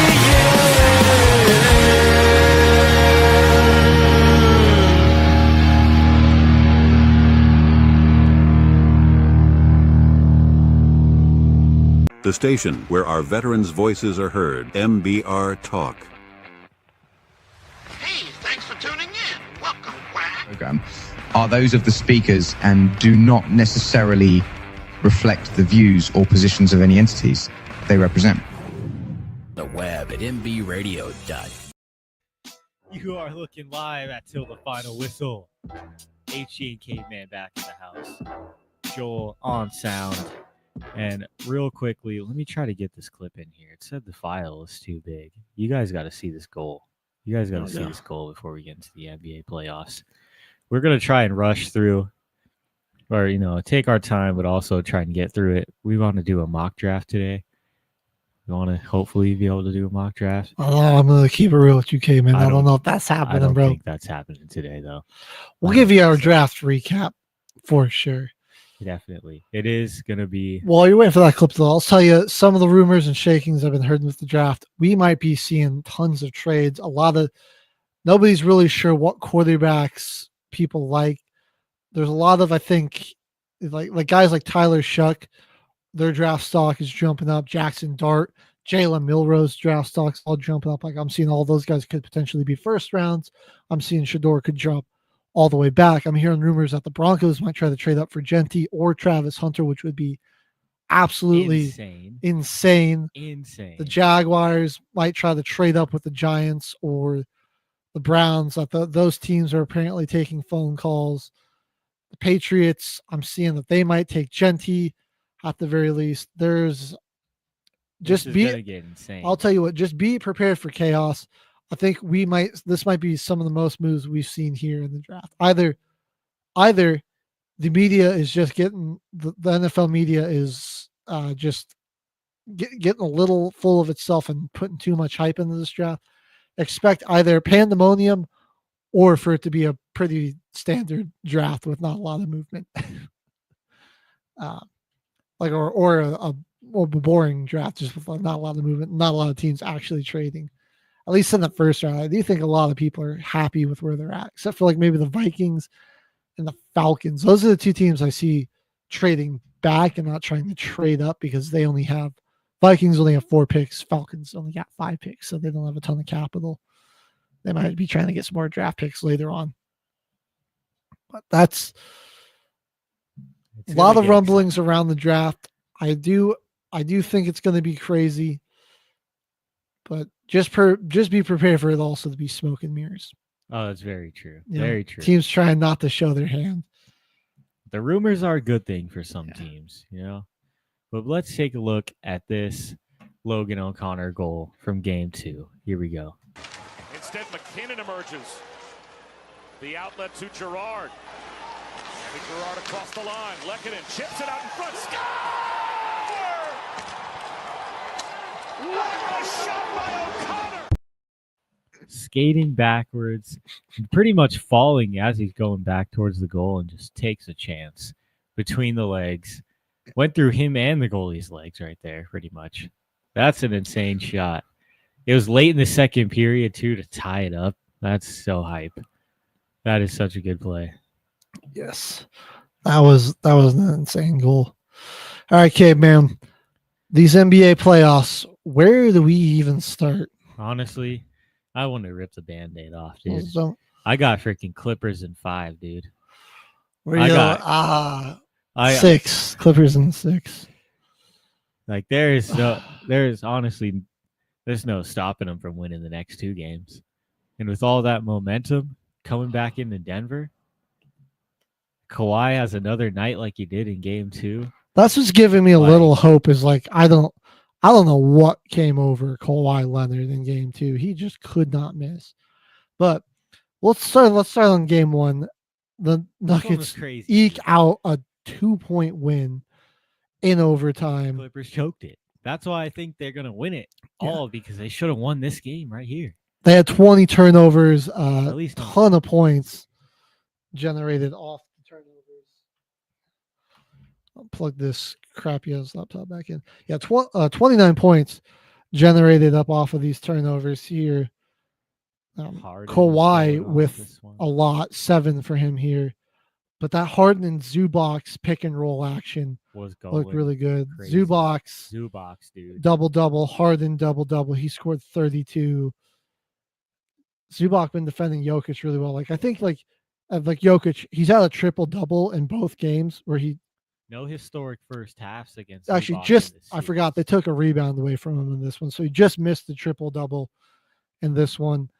And like for other guys, 29, 9, 12, 3 and 1. Really good numbers, but for how close of a game this was, like that just feels like Jokic was kind of average. That's limiting him for him. That's limiting him pretty well. 12 for 24 shooting. He was 1 for 4 from 3, so he couldn't really. Numbers like this might get it done against the Jazz, but this is a good Clippers team. Yeah, dude. Ty Lue's a good coach. That's really put it together this season. If they protect the ball, because that's where they're struggling in transition defense. Their transition defense is rough. But if they're able to make the Nuggets come down and play them in the half court, they look a lot better. And whatever got into Nick Batum in this game too, like that guy just did not want to miss clutch 3-point shots. It didn't matter if he was had somebody draped over top of him covering him or not. Dude was making everything. Right. This is a peak Russell Westbrook game. Terrible shooting numbers, but he had, a ton of rebounds with 8 and crucial moments. A couple of big time defensive steals, like dribbled out the clock to end regulation. That was goofy. He is like the Mario Kart item box. That is the most accurate representation of what the Russell Westbrook experience you just is. don't know what you're gonna get. But it's the greatest thing ever. Like, you never want to miss the Mario Kart item box when you're driving past it. You don't want to miss out on the item, even if it's something bad. Like, he pretty much played so insane, he almost lost the Nuggets the game, and pretty much won the Nuggets the game at the same exact time. That was how crazy he was playing. He plays like a madman. The roller coaster of emotion. MPJ was silent in game 1. Then we go over to game 2. Pretty much better game for MPJ. With his, he had a 15 and 15 stat line, 15 points, 15 rebounds, was huge there. Jokic with a triple double, 26, 12 and 10. But they just could not stop Kawhi Leonard. Like, I don't know what possessed this man. Like a lot of these shots, he was so lethal in that mid range. A lot of his shots too, like 3 of his 4 misses, first of all, came from beyond the arc, and he was still 4-7 from 3. Yeah, that's still efficient. It wasn't like we were just forgetting about him and he was getting wide open. Like, he was taking a lot of these like fadeaway jumpers with a defender. Tough shots. Just draped all over him. I felt like they didn't go to a lot of that pick and roll action with Zubac and Harden. And we got on a run when there were some early turnover problems, but the Clippers tightened up. And it just became much harder to do. One of these teams, I think, is gotta get it going from 3, like unlock something from 3. I think it's the Nuggets more so. They need to find some way to just to be more knocked down from 3. Like, this game's a start. 43% is good. But neither team takes a ton of threes, and I think we might be able to find an advantage if we can get going on the perimeter. It'll just open some stuff inside for Murray and Jokic in that 2-man game. But Zubac he's been a presence there. And like some other guys like Derek Jones Jr., Ben Simmons, Batum, like they're just big and tall enough to, like, stall Jokic just long enough for help to get over there. And they're rotating really well when he makes that extra pass. So, yeah, with the Denver, there's just a lot of like, ifs, and the Clippers, I just see a lot of, things that they just have to do that they were already doing at a decent level. They just have to do that a little bit better, just have to do it well. And they might start running away with this one. It really pains me to say this, but the Clippers look like a better, more complete team. We're just so thin. Like Jokic and Murray have already played over 40 minutes in both of these games. Aaron Gordon was at 43 minutes in the last game. There's just not a whole lot. The depth, we just don't have the depth that the Clippers do as well. So I do still believe that there's a shot for us to win this, but that's the fan in me. If I had to look at it from an objective point of view, you'd probably say Clippers in 6.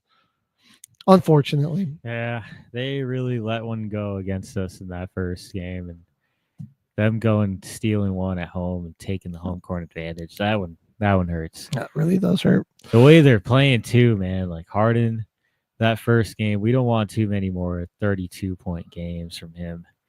If we want to get at it. That's what's also scary is they still won one, and we didn't have a game where Kawhi or Harden were where they were both playing really well on offense. Like when that first game, Harden was playing good, Kawhi had a lot of turnover problems.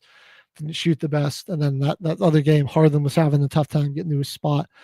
But if those two start getting into that ISO game and then that Zubox pick and roll, we just don't have any good way to defend that when it's on. Yeah, it's going to be tough. Yeah. So on to our first sweep of the series. I know it's only a 2-0 lead for the Thunder, but they are just railroading the Grizzlies. Yeah, that's over. Yeah, Bro, that one's over. Jaren Jackson, you're 7 feet tall and you're only going to get 3 rebounds, bro. Yeah. Are you serious? That was a tough game. And OKC comes out with that energy in this one too. And the whole time they're whooping them. And they got the starters out for the entire game pretty much. Oh. They were using every rotation they had. They were really showing everyone their hand. All our guys are healthy. Dude, we're coming for you guys this year. They look scary in this series. Yeah, the Grizzlies I just don't think are as good as the record might indicate. There's a lot of, I think, internal issues there, i.e. the coach getting fired before the playoffs, what have you. But man, the Thunder look almost unbeatable. The defensive numbers, they had 12 steals and 8 blocks as a team, dude. Chet and Isaiah Hartenstein, man. That's horrifying thing right here is look at Shea's numbers shooting. Look at his scoring efficiency.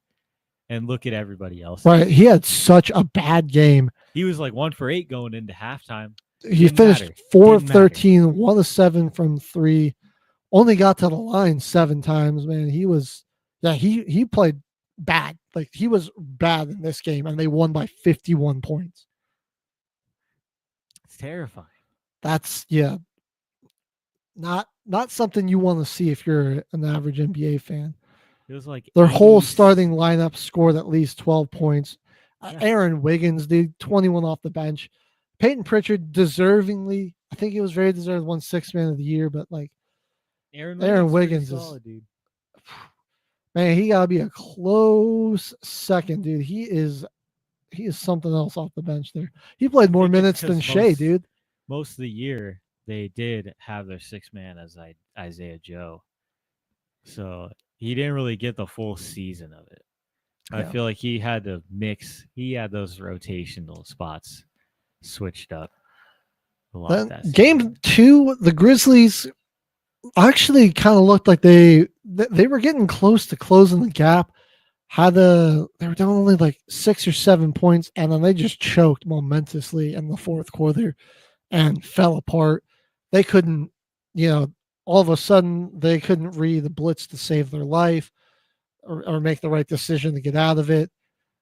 They're just chucking up bricks, giving some easy transition opportunities, and then just like getting lost on defense and leaving some guys butt booty naked, either from beyond the arc or with like just the easiest slash to the basket you'll ever see.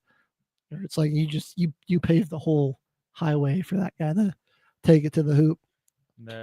The turnover issues for the Grizzlies were just terrible. Yeah. The whole, like, it was close early in the game, right? Like it was like 6-8 before it really got out of hand. And then got a possession. It's Desmond Bane, Zach Edey running pick and roll. Desmond Bane pump fakes the 3, and Edey thinks he shot it. So he's ready to get this board and crash the glass. As he's running, Bane kind of pump fakes and passes out of the shot right off Zach Edey's forehead. Turnover. It's Thunder ball, and then that really sparked an insane run from then on, and that kind of sealed it. That bounce off Edey's forehead kind of really ended the game. 55 rebounds for the Thunder, man. They just dominated the glass. And that's on the 7-footer like Edey. Like, bro, you're tall. Like, you are not really a great scorer. Kind of slow as a defender, man. You should be at least getting like 12, 15 boards a game. But it ain't happening. That big combination of Holmgren and Hardenstein is just too much. He's too young as a rookie, and that's too many. He's way too raw. Jalen Williams off the bench. Don't forget they have plenty of bigs on this team. They have plenty of guys. I like Chet was deleting shit at the rim too, man. 5 blocks in this one. Yeah, and Shea, honestly, again, pretty porous shooting numbers from him, dude. 10 of 29, 3 of 10 from 12. Still scored 27 to lead this team. I think he blocked Edie too. He got 2 blocks this game. He had 2 steals this game, but I think they were both on Edie. Yeah, Edie's just kind of a walking turnover machine. I mean, they only really credited him with 1. Morant was pretty bad in this one. Scored 23, but 10 of 25. Desmond Bain, Scottie Pippen Jr., all pretty atrocious efficiency-wise. Santi Aldama, same thing. Jaren Jackson was the only one that was like semi-decent proficiently-wise. But yeah, he just is getting cooked inside by Holmgren, man. Like, he should be covered. Like, that's the guy you should be defending. It's just like Chet, when he gets to operating, it just doesn't seem like he has any problem. Like, this is the second largest point differential between the first 2 games of a playoff series in NBA history, with a plus 70. And I don't even think the Thunder have played necessarily their best basketball. No, not really at all. Hey, man, nights where some guys just can't hit. My Nugs might be getting knocked out, but I guess it'll save us from having to play OKC. Clippers. Yeah, that's tough. Good luck. Just say that, man. That's tough. I don't know if I see anybody in the West realistically that can beat OKC. You gotta have faith, man. Remember that time when we was down by 6 and we made it to the World Championship in 7? Nuggets are out of this series. Oh, they already lost? They're gonna be. It's tied right now. It's 1-1. It's tied. When we went to the finals, we were never down going into a game. When was it that we were down but we made it to the playoffs? What year was that then? I mean, I don't know if there is any year where we necessarily weren't in the playoff race, at least in recent history. Okay. I think it was against the Lakers. We were down by a bunch, and then we came back. And I mean, that's just one game, but it could have been in the bubble. Yeah. I mean, in the bubble, we went down 3-1 twice and came back to win the series. Yeah, it could have been in the bubble. Go into the West. I'm trying to give you sunshine. It was against the Jazz. I got sunshine. Okay, all right. I'm trying to give you sunshine, HG. I'm not trying to argue with you. I'm just trying to. I appreciate you trying to keep a positive note. There's a chance. It's going to be a tough series. There's a chance. Well, here's the thing. Even if we beat the Clippers, which I think we still could, we're gonna have to play the Thunder next round. Next round, there's just and that team's they're just too deep, and we're just too thin. Even last year, we were coming off a heater from winning the championship, and we lost some playoff games by 40+ points too. There was some games in that Minnesota series in the second round last year where we lost by 45 and looked ugly and sloppy, and didn't look like the defending champs whatsoever in some of those games. And the fan in me just wants to be blindly optimistic, and I am as a fan, I'm blindly optimistic, and I can delude myself into thinking we're winning, but I got to try to keep it objective and more fact-based, and we do not don't look good for us on paper. Didn't look good for the Lakers on paper in game 1 as the Timberwolves good to see, go and steal one on the road. Real in this freaking series. They shot 50% from 3 in this game. Minnesota did. They were all on a tear. Seriously. Nobody could miss at all.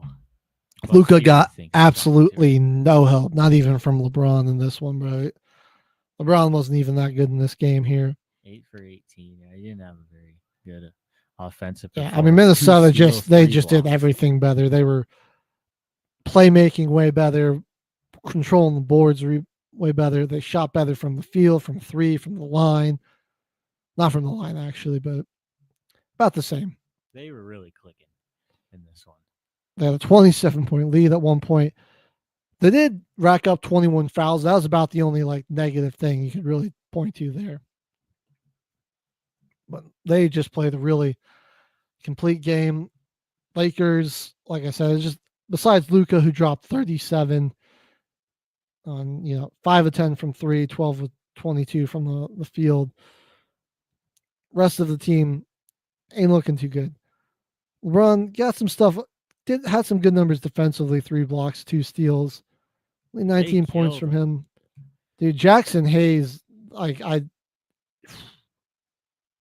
mean, they had Dorian Finney-Smith out there running the 5 for a chunk of that, dude. He's a great role player, but not a center role player. He can't be at your 5. I think Chris Finch might listen to Till the Final Whistle. I think he might have took my advice about playing Naz Reid for more than Rudy Gobert, because Reid, with 31 minutes in this game, he cooked, man. He hit 6 threes. Can play the 5 for you, but be like that positionless 5 that's all over the court. Ant with 22, Jaden McDaniels 25. Yeah, Minnesota was just, they got up a lot, and they just were on cruise control. They just dominated them in the second half, outscoring them 38 to 20. And the Lakers, try as they might, were never really able to claw their way back in this one for a pretty dominant 117-95 win. Game 2, though, man, tells a completely they got their story, stuff together here. Because Jaden McDaniels went from 11 for 13 from the field in game 1 to 3 for 11. I'm just going to point out, not look great off. Rudy Gobert played 29 minutes. Naz Reid only played 21, and they lost this game. Rudy, look, got 6 boards, Rudy Gobert. Pretty bad on offense. I'm not getting it looked was not very pretty. It was ugly. Connolly couldn't hit anything. Jaden McDaniels couldn't hit anything. And it was really Julius Randle early was all they had until Anthony Edwards started. Right. How do you go from going 21 to 42 the game before, and then you're 5 of 25 from 3, shooting 38% from the field? Just a massive drop off. They got to the line a whole lot more, but 25 attempts. I think DiVincenzo went down with something early. Only 16 minutes in this one. He's big for them as a shooter. Right. Well, that's someone they need. Rui Hachimura, he broke his nose. He took a shot to the face. He was playing with a mask for a good chunk of that game. Every mid range. After that, I didn't know who he thought he was. Bro, he was feeling some type of way after putting the mask on, man. Felt like masked Braun out there. Right. LeBron, a lot better from him there. 21 points, 11 rebounds. Luka still popping off 31, 12, and 9. Austin Reeves adding 16 there. He was really annoying. It was just the defense was a lot better. The Lakers looked a lot more in sync and synergized. Again, Finney-Smith, dude, playing, not starting, but playing 39 off the bench. He's such a good role player, man. He fits the spot. I mean, and it's like him and Braun are kind of switching between who's playing the 5, who's playing center there. I think Hayes got freaking killed by Anthony dude, Edwards. He's just been.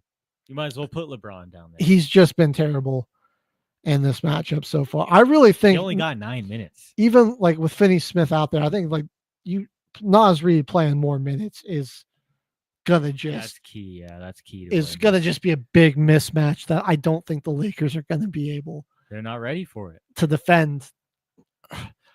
At the resources they might have to expend to defend Naz Reid is just going to open up the offense. It's too much. It seems for like the rest Lakers of the guys. Rotation is thin right now. It really is. It's not a very heavy rotation. They've played. Austin Reeves had 43 minutes in the second. I kind of think Minnesota takes this in 6, maybe 7. I think Minnesota in 7. You got 2 exceptional players like LeBron and Luke out there, but the rest of these guys, it's just so hit or miss on who's going to play well. I swear. Yeah, they've lost series like this before, Rockets, pretty rough showing game 1. This is kind of what I figured it was going to be a defensive series, and the team that's going to be able to generate better offense, just the Warriors, man. Yeah, we're finding out the Rockets have no half-court offense. And once you take away the fast break, once you take away these guys' athletic ability and their dunking ability, there is they couldn't find anything to work. Yeah, they don't man, they just don't really have a great point guard in terms of facilitating. Van Fleet, I thought he's always been pretty average at running the offense, and he just they don't really have a better option to go to for for somebody else. Curry and Jimmy Butler cooked in this one, 31 and 25 for those two. Draymond playing center out there, it's working. Even against a fairly tall Rockets team, they got some decent size out there. I mean, Sengun's not the tallest center, but their wings are a lot taller and bigger, but it just doesn't really, it's not really making a difference. They're not able to exploit those matchups. And the Warriors have just gotten so used to playing kind of smaller here that it's kind of working out in their favor. Like, unless you're elite offensively with, through your bigs, like, it's just not going to, they're going to be able to defend you well. Sengun's been going. Right. Like, they have to match up against, like, OKC. Like, ooh, that could be a problem. They'll projecting it to be a Timberwolves matchup in the next round. Ooh, that could be a problem. Tougher matchup. Yeah. This one right here, it kind of favors them, and the Rockets are so young that it's a young team versus a lot of, like, two guys that have been playing enough. Like, a lot of guys, like, this Warriors team's got, even with, like, some of the younger guys, they've seen playoff experience. Like Van Fleet, man, Brooks, they got a little playoff experience. Uncle Jeff there. Steven Adams, who doesn't play a lot. Like, it's just it's age and experience versus youth and athleticism, and it's that experience is really playing a bigger factor here. It's tough right here. Their whole offense just seemed like Jalen Green was trying to get switched on to Steph Curry, and they got that matchup multiple times. Still nothing. Like, they really couldn't get it going. Kind of have to speed run the East here. Game 1, the Bucks and the Pacers. Giannis, 36 points. No help, man. Rest of his team, just buns. Next closest guy was AJ Green off the bench with 15. Torian Prince didn't have any confidence to shoot. Kevin Porter was all right off the bench. Bucks just looking like they are very Giannis dependent. And Tyrese Halliburton, not a great game shooting from him, but his playmaking, just creating a lot for others. Siakam with 25, Turner with 19, Nembhard with 17. A lot of those points coming off the 12 assists that Tyrese Halliburton had. I just want the Pacers to be able to play a fully healthy team. You know what I mean? In the playoffs. Because I get Dayton was back in game 2 here, but it was last year. They went through the Eastern Conference just playing a bunch of injured teams and getting super lucky. Same with the Celtics, though. Series. I don't think the Knicks, were the Knicks really that hurt, though? Yeah, they kind of really only had Brunson kept going in and out of that series. That's true, yeah. I want to see which one of you wins. Who do you think is going to win the whole thing? I'd like to take a sound clip. Honestly, based off of every game I've seen, give me OKC. They look like they're the most ready to go in the playoffs. Yeah, I want to throw in like a crazy one, but after the first, everyone's played 1 or 2 games. Like, if you asked me like a week ago, I probably would have said Cleveland. I'd say Nuggets. All right, well, that's awfully optimistic. That's optimistic. I like it. I like it, but I don't know, man. I don't know. Dude, I don't think Dame coming back made a huge difference in game 2. Bobby Portis and Giannis really did most of the scoring. 34, 18 boards for Giannis. Portis 28 and 12. Dame was 2 of 8 from 3, 4 of 13 from the field. He missed a good amount of time, so he's got to kind of get his rhythm back. Series is going back to Milwaukee. The Pacers starting 5, and they just have some great depth as well, but they're starting 5 all scored 15 or more points, which, I mean, you're hard pressed to stop that when they're on like that. Another 12 assist game from Halliburton. I think he was much better shooting, a little more efficient. And Hallie, if he can just get a little more consistent with his scoring and his shooting, he is an elite playmaker. Behind Jokic, might be the best in the league. I mean, Trae Young's up there, but he's got it down, dude. And the chemistry on that team, like they really allow him just to run the offense. because like he can be off scoring and still be facilitating at such a high level, and it makes him hard to stop. Okay, real quickly on the Celtics and Magic, Paolo kind of on a also just in a similar situation. No help by himself. He doesn't really like. He has to play like the point forward. He doesn't get to be like that. Run and cut to the basket, that lob threat, that ISO type of hooper. It's with all the guards that they have there, it's tough. But the Celtics, they're just so big too, man. Yeah, and like their whole effing court can just everybody light you up from three. Everybody can shoot. They're so good defensively, and it's like it makes them nearly impossible to like defend in transition. And they're so good at creating transition opportunities. It's like, what are you going to do? You're going to let Tatum or Brown get an easy, like a one-on-one matchup to the basket? They're making that most of the time. You go to contest, they're good enough playmakers. They're just kick it out to the corner, the Holiday, Derek White, and they're going to probably bury you through.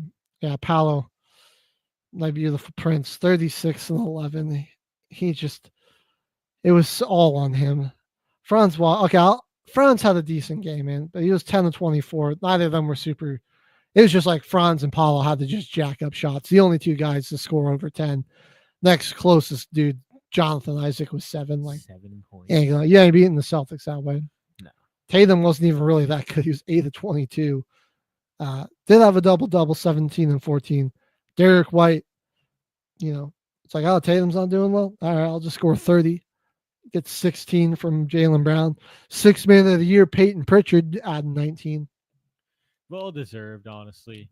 Well deserved. He had a pretty solid year. Cavs and the Heat.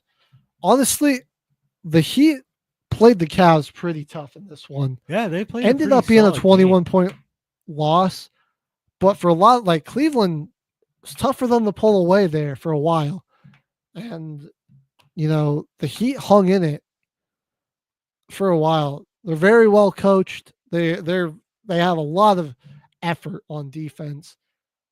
I honestly think Cleveland's probably going to win this in 5 still, but I think the Heat they snag one from them in this one. But they could take 1 year for sure. Once it goes back to Miami, they could definitely for sure. Here. We're going to jump like the Pistons did. This has been an intriguing series. They got shell-shocked and choked the first game. They choked, gave up a 21-0 run by New York in a game where I think Cade, he looked a real uncomfortable in this one, a little unsure of himself. Tobias Harris was your leading scorer, which, I mean, he's known to put up some stinkers in the playoff, but he's been pretty good so far.